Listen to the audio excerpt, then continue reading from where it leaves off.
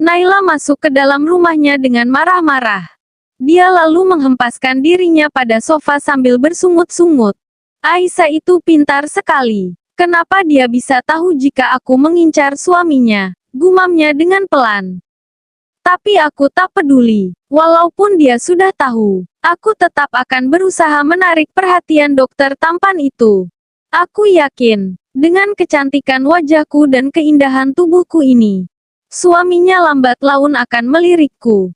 Naila tersenyum sendiri. Jika dibandingkan denganku, aku yakin jika Aisyah itu tidak ada apa-apanya. Dia terus menutupi wajah dan seluruh tubuhnya pasti karena dia tidak percaya diri.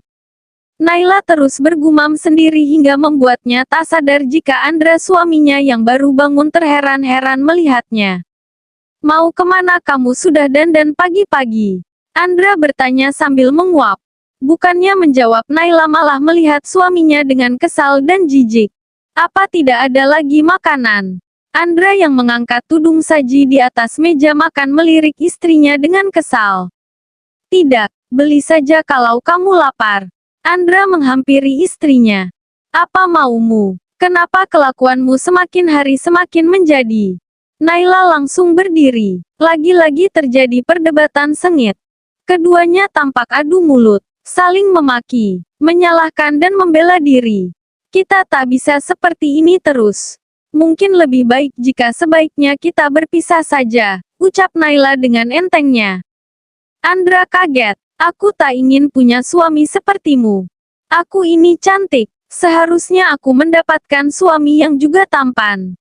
Dan pekerjaannya juga bagus dan mapan. Ucap Naila sambil membayangkan Alfian. Sampai membuatnya tersenyum-senyum sendiri. Bukan sepertimu. Kali ini dia melihat suaminya dengan jijik. Andra tersenyum sinis mendengarkan semua perkataan istrinya. Kamu pikir aku juga mau punya istri sepertimu? Di luar sana aku bisa dapatkan lagi 1000 wanita macam kamu.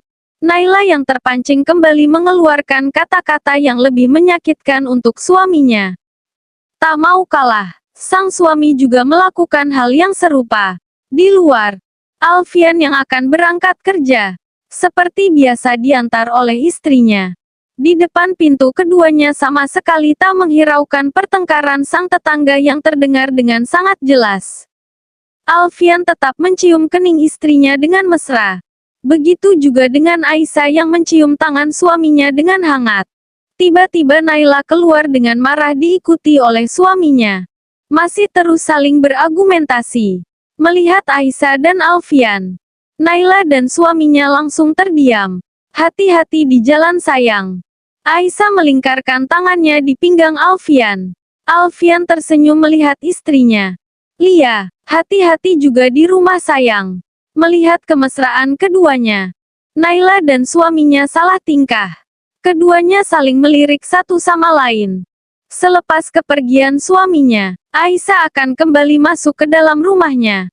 Namun kemudian dia melihat Naila dan suaminya yang masih terpaku melihatnya. Tidak ada jatuh cinta tanpa rasa marah, rasa kesal dan lelah. Ada yang kesal dan pergi. Ada yang kesal lalu memperbaiki diri. Ada yang marah lalu benci, namun ada juga yang marah lalu memaafkan lagi. Semuanya tergantung dari kekuatan cinta yang kalian rasa. Semua kenangan yang kalian punya. Dan perjuangan yang sudah kalian lalui bersama. Aisyah lalu masuk ke dalam rumahnya. Naila dan Andra tertegun. Anita duduk dengan sedih di depan sebuah pusara. Sesekali dia menyeka air mata di pipinya.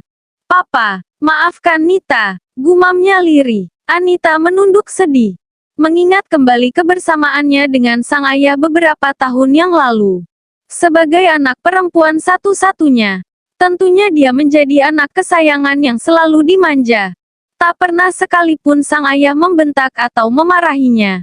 Dia justru selalu mendapatkan limpahan cinta dan kasih sayangnya. Hingga karena penyakitnya, 6 tahun yang lalu ayahnya harus pergi meninggalkannya. Dan masa itu adalah saat-saat terberat dalam hidupnya.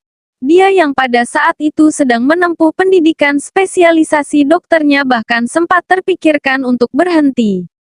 Namun urung berkat sang ibu yang mengingatkannya jika menjadi seorang dokter adalah impian terbesar sang ayah untuknya. Anita menangis semakin terisak, bukan karena masih tak menerima kepergian ayahnya. Namun ada satu hal yang akhir-akhir ini mengganggu pikirannya. Tak lain karena perkataan seseorang yang sangat mengusik dirinya tentang menutup aurat. Ada bagian yang sangat menjadi bebannya, yakni seorang ayah akan ikut menanggung dosa jika putrinya tidak menutupi auratnya. Anita merasa sungguh tak rela jika sang ayah yang amat sangat dicintainya turut serta akan semua dosa yang dilakukannya. Karena kebodohan dan keegoisannya yang tidak menutupi auratnya, akan terus menjadi dosa jariah bagi ayahnya yang telah tiada.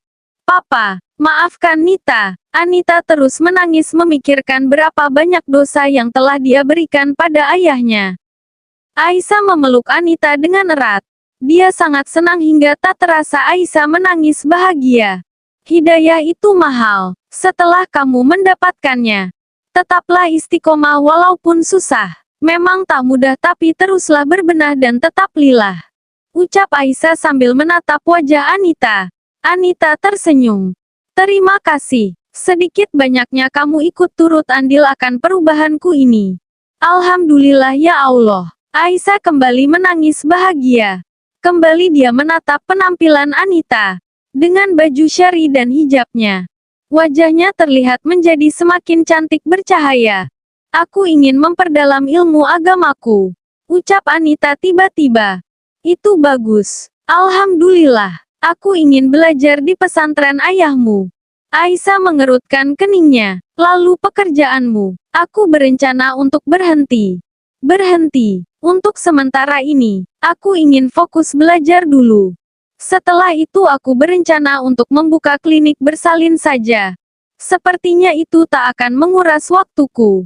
Jadi aku masih bisa belajar sambil bekerja. Aisyah tampak terkesima. Alhamdulillah, idemu bagus sekali. Anita tersenyum. Kakakmu sudah mengetahui perubahanku ini. Selain dirimu dia juga turut serta dalam upayaku menggapai hidayah ini. Setelah aku menyelesaikan pengunduran diriku, aku akan langsung pergi ke rumahmu. Lela sudah menungguku. Aisyah mengangguk senang. Semoga dalam hijrah ini kamu tetap istiqomah. Hijrah bukan berarti kamu tidak lagi menjadi diri sendiri namun kamu tetap dirimu yang tampil lebih baik lagi. Aisyah tersenyum sendiri dari tadi. Dalam hati dia mengucap syukur tak henti. Alfian yang baru selesai mandi melihat wajah istrinya yang sumringah. Ada apa? Tanyanya penasaran sambil menaiki tempat tidur. Alhamdulillah, Anita sudah berhijrah. Oh, jawab Alfian singkat. Aisyah tampak ingin mengatakan sesuatu lagi. Tapi kemudian dia mengurungkannya. Aisyah tahu jika sebagai seorang istri, dia tidak boleh menceritakan tentang wanita lain kepada suaminya hingga seakan-akan suami melihat wanita itu. Karena hati terkadang lebih dulu jatuh cinta daripada dua mata sekalipun hanya melalui apa yang telah didengarkan saja. Oh iya sayang, alhamdulillah sepertinya keinginan kita untuk membeli rumah sebentar lagi akan terlaksana. Alfian kali ini yang terlihat sangat senang. Alhamdulillah. Aisyah ikut merasa bahagia. Allah memberikan kita rezeki yang tak diduga. Alfian lalu menceritakan jika gajinya naik lumayan besar. Alhamdulillah. Kamu tahu sayang, rezeki datang karena 3 hal. Datang karena kita cari. Datang karena Allah beri. Datang karena kita pernah memberi. Tapi kita juga harus ingat, rezeki itu juga kadang ujian. Dibanyakkan bukan berarti dimuliakan. Disempitkan bukan berarti dihinakan. Dan kunci untuk meluluskan keduanya adalah syukur dan sabar.